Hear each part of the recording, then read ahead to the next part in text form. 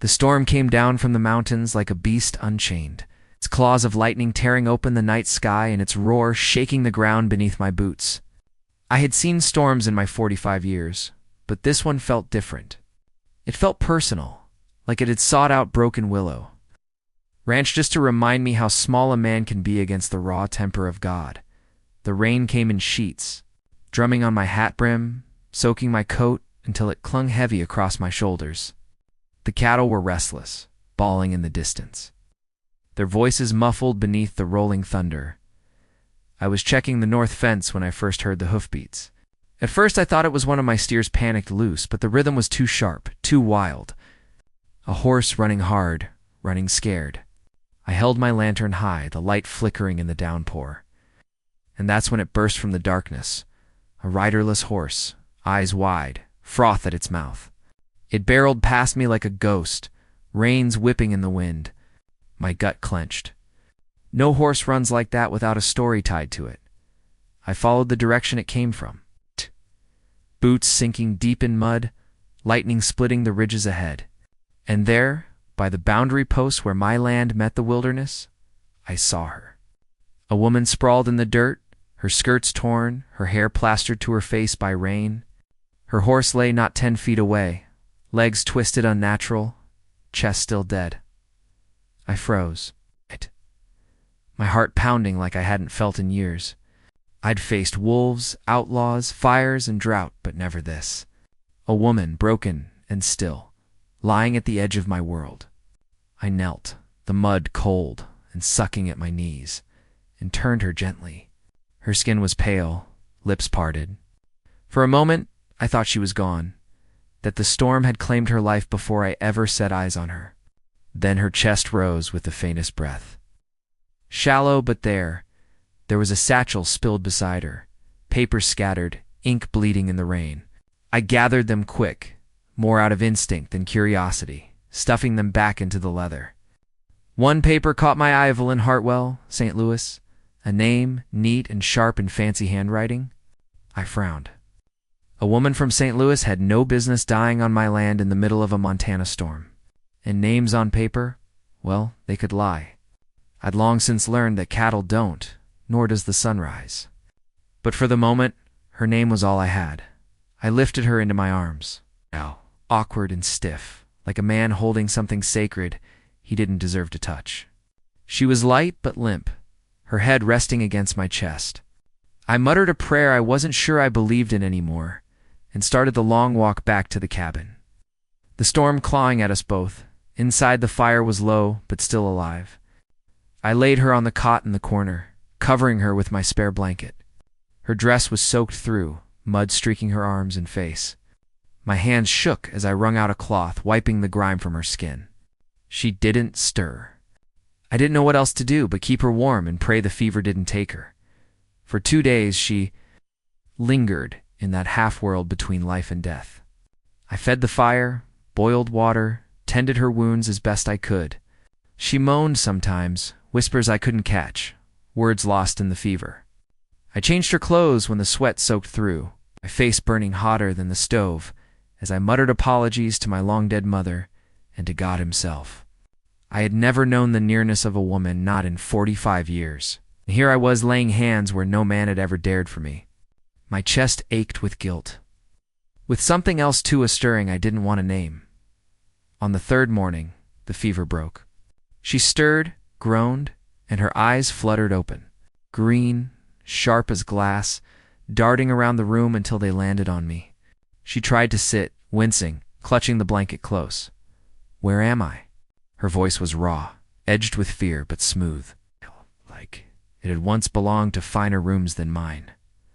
Broken Willow Ranch, I said, my own voice rough from disuse.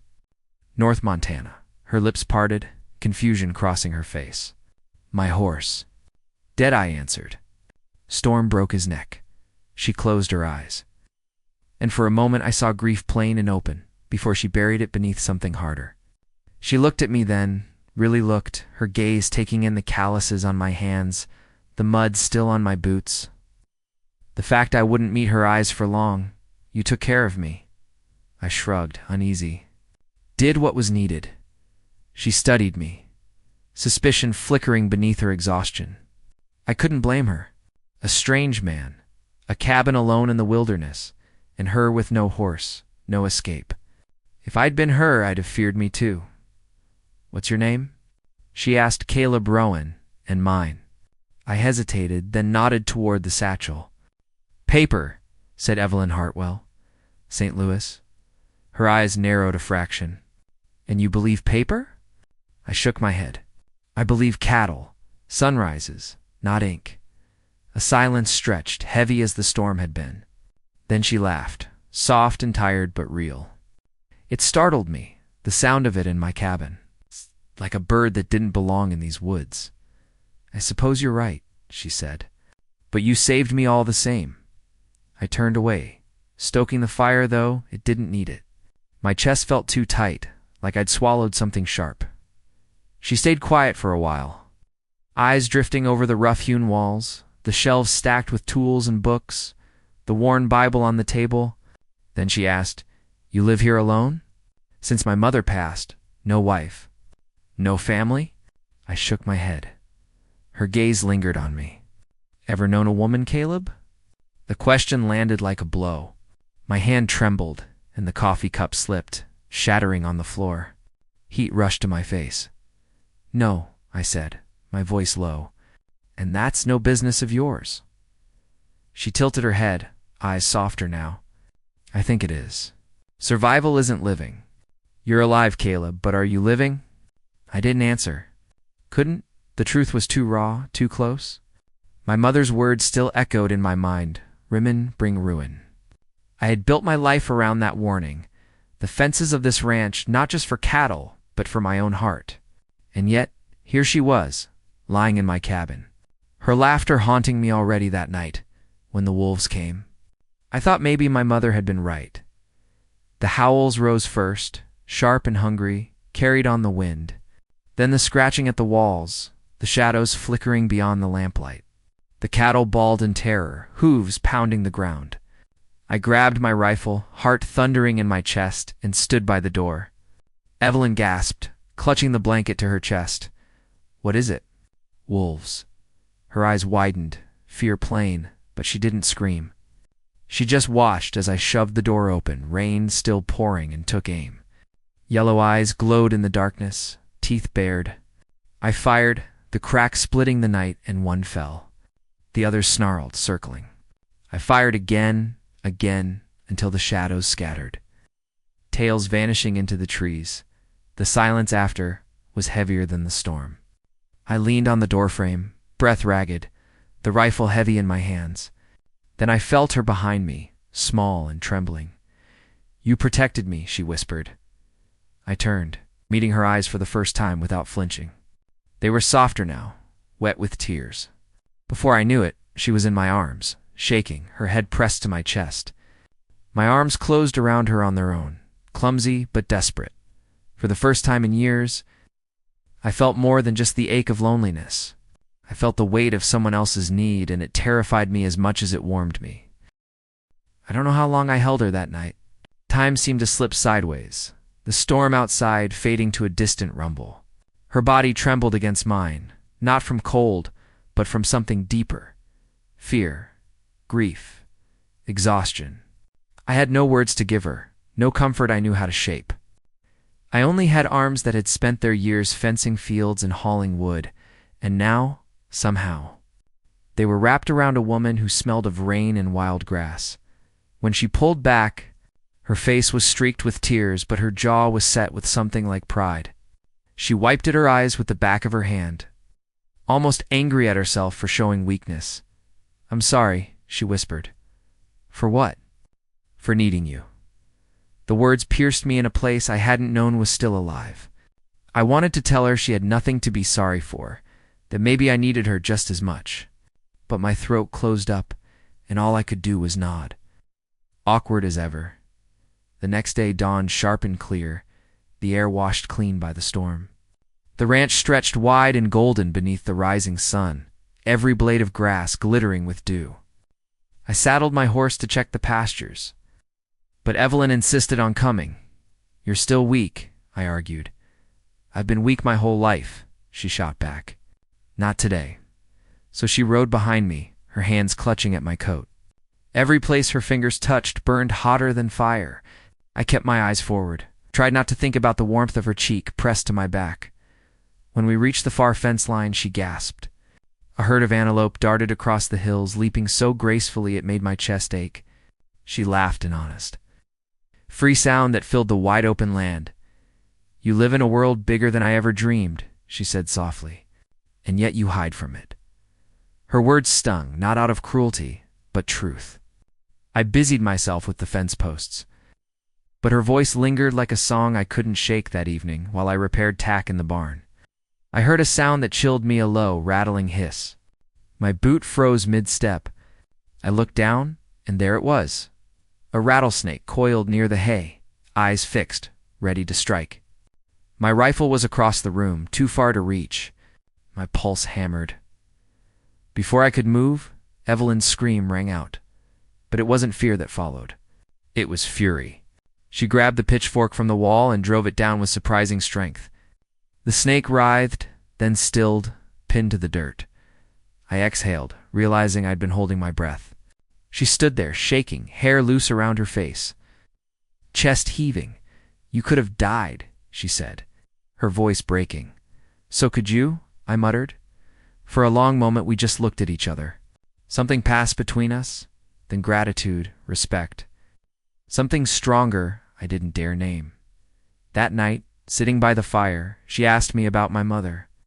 I told her how she'd run the ranch with iron hands, how she'd raised me to believe the world outside these fences was full of ruin. Evelyn listened, her eyes steady, her lips pressing together when I repeated my mother's warning. Women bring ruin. Your mother was wrong, she said finally. She was all I had, and now. Her gaze didn't waver. I swallowed hard, the truth catching in my throat. Now I have. This. I gestured vaguely at the cabin at her. The word I wanted to say you stayed buried. The following days passed with a strange rhythm. She helped with chores, awkward at first but determined. She laughed when she spilled water on herself, cursed like a ranch hand when she dropped a bucket. And every evening we sat by the fire, talking, or rather, she talked, and I listened. Caught in the spell of her voice, then came the fire. I smelled it before I saw it, the acrid bite of smoke on the wind. The pasture was ablaze, flames racing through the dry grass, faster than I could think. I shouted for Evelyn, grabbed buckets, and we ran together into the inferno. The cattle bawled, panicked, trapped against the fence. Get them out, she screamed. I swung the gate wide, shouting, waving my arms until the cattle surged through hooves, pounding like thunder. Smoke burned my throat, flames licking dangerously close. Evelyn was beside me, coughing, her face smeared with ash, but fierce as she flung water where she could. By the time the fire died, we were both on our knees in the blackened dirt, lungs raw, bodies shaking. She turned to me then, eyes bright through the soot, and whispered, You deserve more than this loneliness, Caleb. Her hand touched my cheek. My heart stuttered, my breath caught. The world narrowed to her face, her lips, the nearness of her. I wanted God help me. I wanted, but fear lashed me back. The old voice whispering, ruin, ruin, ruin. I pulled away, stumbling like a fool. Her eyes softened. No anger there, only sorrow. Desire isn't sin, she said gently. It's human. I had no answer. Only the sound of my own heart pounding like a hammer against my ribs. It was later, when the night was quiet again, that the distant hoofbeats came. Slow at first, then growing louder, more certain. Evelyn stiffened, color draining from her face. They've found me, she whispered. I stood, rifle in hand, my blood turning cold. Who? My brother's men. And sure enough, out of the darkness came 4 riders, silhouettes sharp against the rising moon. They reined in just beyond the yard, eyes glinting, guns at their sides. One called out, his voice mocking, We're looking for a lady. Pretty thing, dark hair. Might have wandered this way. Evelyn's hand clutched my sleeve. Don't, she begged. Don't die for me. But something fierce rose inside me then, fiercer than fear. I stepped forward, rifle leveled, and growled, "I've lived 45 years without a reason." "Your reason enough," the man laughed. But the sound curdled when my shot rang out, kicking dirt at his horse's hooves, and just like that, the siege began. Bullets ripped into the cabin walls, glass shattered, wood splintered. I felt one graze my shoulder, hot and sharp, and staggered back. Evelyn dragged me inside, her hands shaking but steady as she pressed a cloth to the wound. "You'll bleed out." "I've had worse," I lied. We crouched together by the fire, the world outside, alive with gunfire. Every crack of the rifle rattled the walls, every shout from the riders a reminder that death was only inches away. Yet in that moment, with her breath ragged against my cheek, I felt more alive than I ever had. I never thought silence could feel so heavy. The morning after Nathaniel fell, the ranch lay hushed beneath a red dawn, smoke still rising in thin ribbons from the spent gunpowder. The dirt outside my cabin bore the stain of blood. And though the riders had scattered into the hills, their shadows seemed to linger like ghosts that would not quit. I stood on the porch with my rifle across my knees, my shoulder burning from the graze, watching the horizon as if the earth itself might spit out more men to test me. Evelyn came out barefoot, hair loose, her dress torn from the fight. She carried a kettle of coffee, but her hands trembled. Spilling some before she set it down, her eyes went to the patch of ground where Nathaniel had fallen. I saw her lips part, then press together as though words balanced on the edge but could not find air. She sat beside me, close but not touching, her presence enough to steady my shaking. "You killed my brother," she whispered, and there was no accusation in it. Only the stark truth of it lying between us like a third shadow. I swallowed hard, the taste of ash still on my tongue. He left me no choice. She nodded once, slowly, as though she had already known this answer but needed to hear it aloud. Her hand brushed, mine tentative, seeking. I turned, met her eyes, and in them I found not anger but a grief so vast it might have drowned her had she been alone. She leaned closer then, pressing her forehead to mine, and in that quiet I felt something shift. Not forgiveness, not yet, but a thread of trust woven in pain. For days after, the ranch became a place of rebuilding. We mended fences shot to pieces, patched the cabin walls where bullets had torn through, and tended to the cattle that had scattered in the night. Evelyn moved through the work with a determination I hadn't expected. She milked cows, gathered eggs, learned to hold a hammer, though it blistered her hands. At night, when the sky stretched wide and star-bright, we sat together by the fire. I listened to her speak of St. Louis, the fine houses, the parties she had once been paraded through, the gilded lies her brother wrapped around his schemes. "I never belonged there," she said one night, her voice soft, eyes on the flames. "I was only ever a mask for him, something to distract the men he cheated. When I uncovered the telegrams, when I realized how deep his theft ran, I thought I could expose him. But I was just one woman, and in his world, one woman's truth counts for less than a man's lie." She looked at me then, searching for something, and I felt the weight of her past pressing against the fragile hope we'd begun to build. I wanted to promise her she was safe now, that the past could no longer touch her here. But out in Montana, promises were fragile things, as breakable as glass in a gunfight, and I was right to hesitate. Because safety is never more than an illusion. It was 2 weeks later when the first rumor reached us. A neighbor, Old Man Callahan, rode up the trail with his hat in his hands and worry in his eyes. He told me men had been seen in Helena asking after Evelyn Hartwell. Men with money to spend and tongues sharp with questions. "They say the Hartwell fortunes got unfinished business," Callahan warned, his gaze flicking nervously to Evelyn. "If I were you, Caleb, I'd be ready. Trouble don't die with one man." After he left, Evelyn stood in the doorway, arms wrapped tight around herself. "It never ends," she murmured. "Even in death, Nathaniel's reach follows me." I crossed to her, took her hands in mine, and for the first time, I let my voice be steady, certain. "Let them come. They'll find nothing here but a man who won't give her up." She looked at me, eyes shimmering, and for a moment I thought she might cry. Instead, she kissed me quick, trembling, but real. My first kiss had been born of blood and desperation. This one was born of choice. Still, unease settled over the ranch like a storm cloud. We slept lighter, rifles within reach. Evelyn would sometimes start at shadows, her laughter cut short by a flicker of fear. And in myself, I felt the old doubts clawing back. Could she truly be mine, or was I only a refuge she would abandon once the world stopped chasing her? The turning point came one night when riders again approached.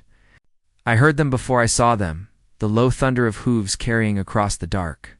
My blood ran cold, the rifle heavy in my grip. Evelyn's hand clutched my sleeve, and I could feel her trembling. But this time, when the figures emerged, it was no gang of hired men. It was the sheriff and his deputy, lanterns swinging, faces grim. They brought news that chilled me. Nathaniel's body had been claimed, but his partners, men with deeper pockets and darker secrets, had sworn vengeance. They carried papers to accusations that Evelyn had been complicit in her brother's schemes, that she had lured men to ruin as surely as he had. The sheriff studied me hard. You know what they'll say, Caleb? A woman on the run, her brother dead, and you sheltering her here. If you're wrong about her, it's your neck too. When he left, Evelyn collapsed into a chair, face pale, tears streaming. She pulled something from her dress, a crumpled telegram, the one she had shown me before. This is all I have, she whispered. Proof of what he did. But will they listen? Will anyone believe a woman against men like him? I knelt before her, took her hands, kissed them clumsily but with all the certainty I could muster. I believe you, and I'll stand against every man from here to St. Louis if I must. The days that followed blurred into tension. We worked the ranch side by side, but the shadow of judgment loomed large. Some neighbors came offering quiet support, others with suspicion in their eyes. Whispers spread that I'd lost my senses, letting a city woman twist me. Evelyn bore it with her head high, but I saw the way it aided her. The way she pulled away at night when the silence grew too sharp. It was then I realized healing isn't only about survival. It's about choosing to fight for life, even when the world calls it folly. The final test came at dawn 1 week later.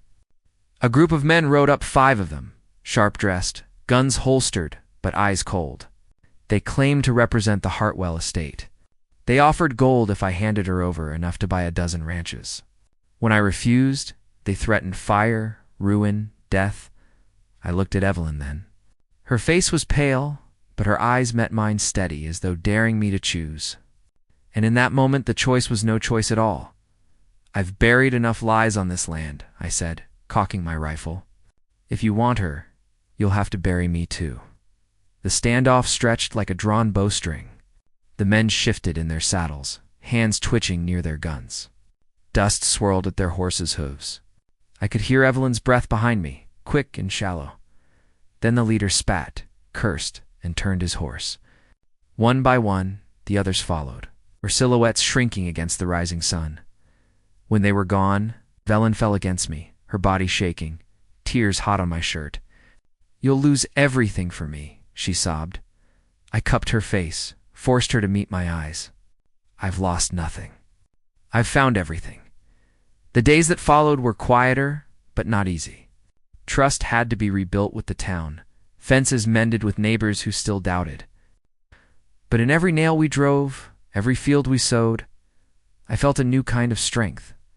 Not the lonely endurance I'd carried for years, but the strength of 2 people bound not by chance but by choice. At night, under the endless sky, Evelyn would lean against me, her voice soft as the wind. We're still alive, Caleb. More than alive. We're living. And for the first time, I believed it.